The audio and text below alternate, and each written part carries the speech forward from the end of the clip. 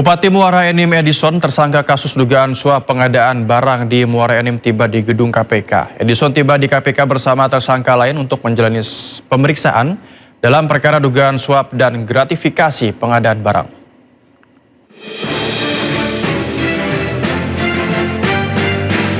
Bupati Muara Enim Edison bersama tersangka lain, Kohri Erin Hardi yang merupakan marketing PT Millennium Solusi Abadi, tiba di Gedung Merah Putih KPK pada Rabu pukul 10:30 malam untuk menjalani pemeriksaan oleh tim penyidik.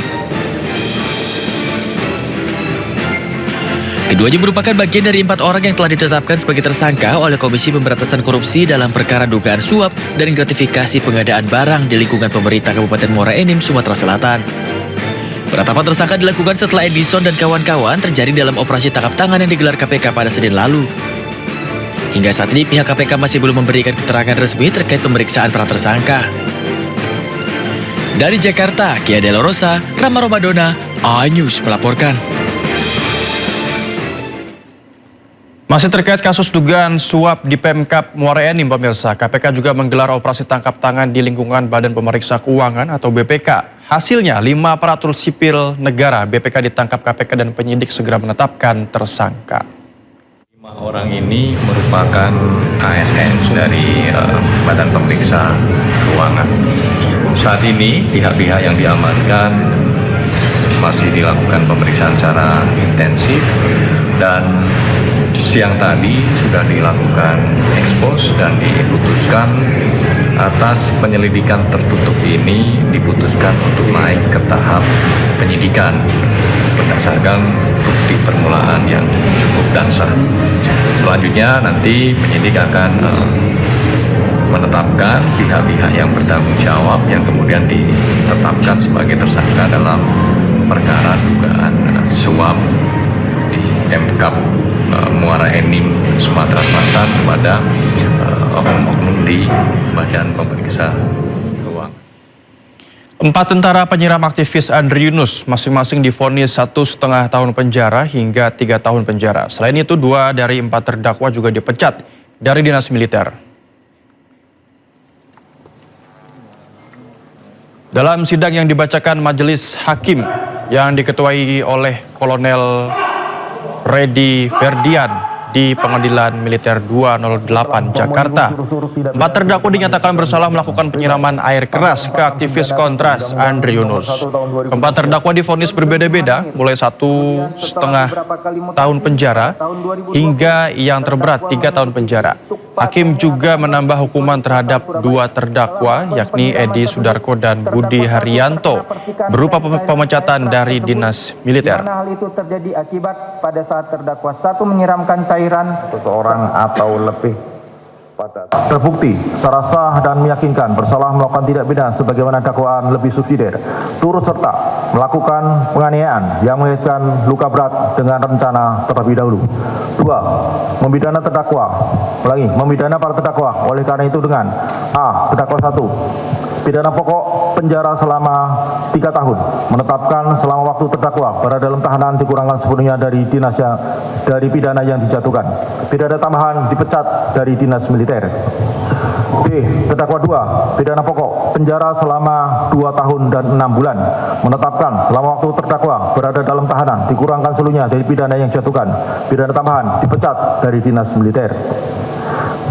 C. Terdakwa 3, pidana penjara selama 2 tahun, menetapkan selama waktu terdakwa berada dalam tahanan dikurangkan seluruhnya dari pidana yang dijatuhkan. D. Terdakwa 4, pidana penjara selama 1 tahun dan 6 bulan, menetapkan selama waktu terdakwa berada dalam tahanan dikurangkan seluruhnya dari pidana yang dijatuhkan.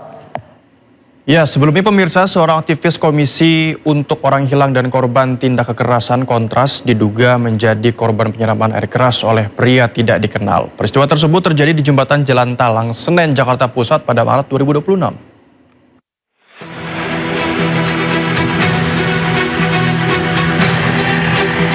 Rekaman CCTV menunjukkan saat aksi penyiraman air keras terhadap seorang aktivis Kontras Andri Yunus terjadi di jembatan Jalan Talang, Senen, Jakarta Pusat.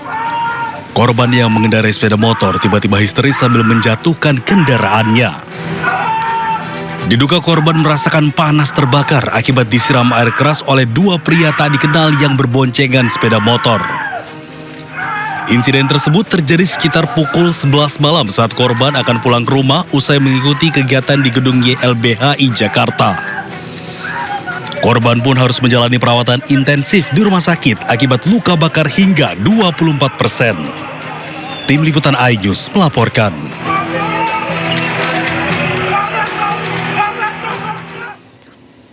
Presiden Republik Indonesia Prabowo Subianto menyebut Indonesia akan menjadi negara dengan ekonomi terkuat keempat di dunia pada 2045. Ya pemirsa, hal itu disampaikan Prabowo saat menghadiri Musyawarah Nasional Himpunan Pengusaha Muda Indonesia atau HIPMI di Lampung pada hari Rabu. Prabowo menegaskan Indonesia punya prospek besar menjadi salah satu kekuatan ekonomi utama dunia. Ia juga berkata pada 2045 mendatang, para pengusaha muda saat ini akan berada di puncak karirnya. Terkait hal itu, Prabowo pun mengaku akan terus memperhatikan perjalanan pembangunan Indonesia.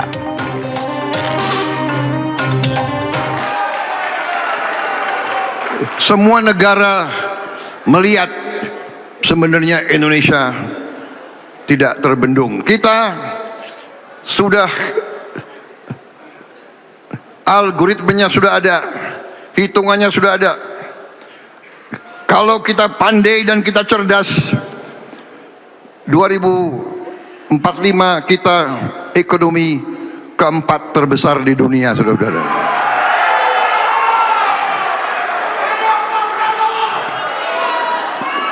Ya,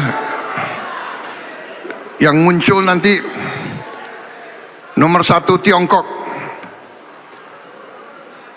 nomor 2 Amerika Serikat, nomor 3 India, nomor 4 Republik Indonesia.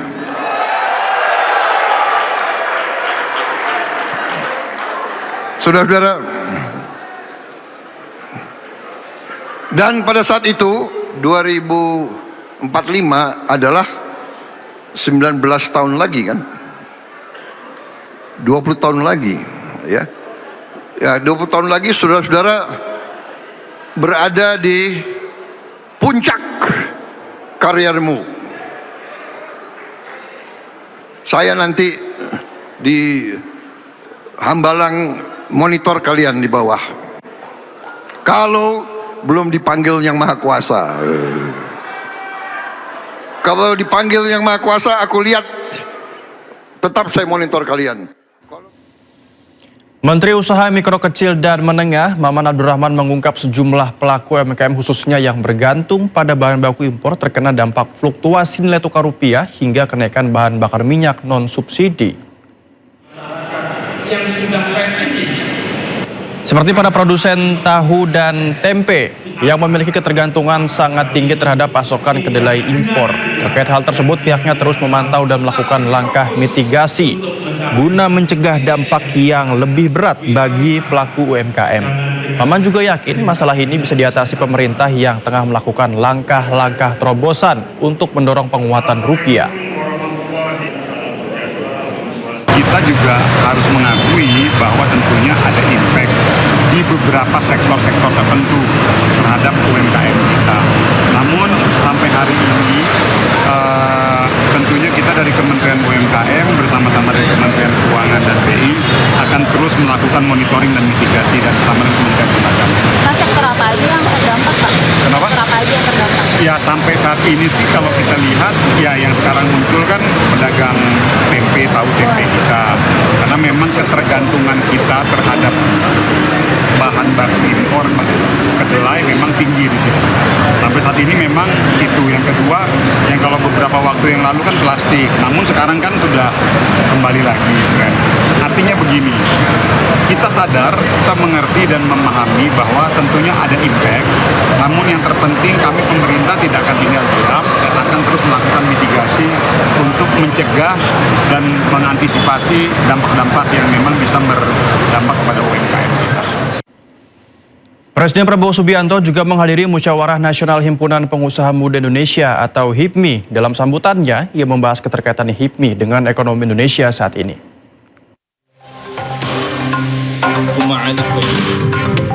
Seorang Presiden Republik Indonesia Prabowo Subianto menghadiri Musyawarah Nasional Himpunan Pengusaha Muda Indonesia atau HIPMI di Lampung pada hari Rabu. Ia menyampaikan kata sambutan dalam pembukaan Munas tersebut. Prabowo menegaskan tak ada bangsa yang bisa maju tanpa rasa nasionalisme. Untuk itu, HIPMI sebagai wadah pengusaha muda Indonesia dinilai berperan penting dalam pembangunan bangsa Indonesia. Prabowo juga menilai saat ini sistem ekonomi Indonesia telah menyimpang dari cita-cita pendiri bangsa yang tertuang dalam pasal 33 Undang-Undang Dasar 1945. Saya sangat yakin kita laksanakan pasal 33 tentunya dengan arif, dengan bijaksana, tapi kita laksanakan. Saya yakin Indonesia akan bangkit dengan cepat, kita akan bangkit. Untuk itu, Prabowo mengajak anggota HIPMI untuk kembali pada rancangan ekonomi para pendiri bangsa. Tim Liputan iNews melaporkan. Ya, sebelumnya Presiden Republik Indonesia Prabowo Subianto resmikan Rumah Sakit Umum Daerah Kiai Haji Muhammad Thohir Krui di Kabupaten Pesisir Barat, Provinsi Lampung. RSUD Kiai Haji Muhammad Thohir Krui masuk dalam program hasil terbaik cepat atau Quick Win Kesehatan. Ia mengaku bangga dapat hadir langsung menyaksikan beroperasinya fasilitas kesehatan di RSUD Krui. Rumah sakit ini ditingkatkan dari tipe D menjadi tipe C, pemirsa, serta menjadi salah satu dari 66 lokus nasional program PHTV. RSUD ini merupakan satu-satunya lokus di Lampung.